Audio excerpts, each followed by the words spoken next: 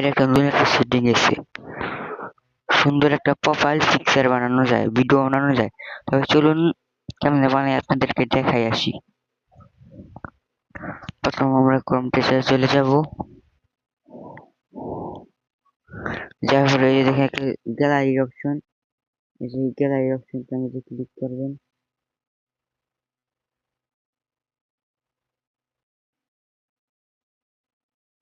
Gallery অপশনে click করলাম।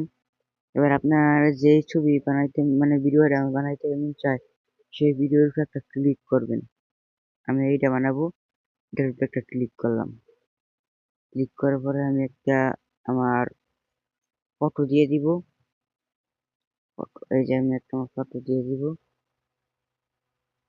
তারপর কিছুক্ষণ লোডিং হবে। এই যে এখানে কিছুক্ষণ লোডিং হবে। লোডিংটা হতে থাকুক।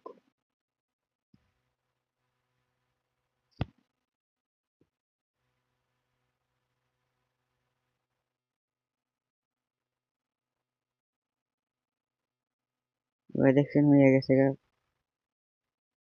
এবার ডাউনলোড করতে চাইলে এখানে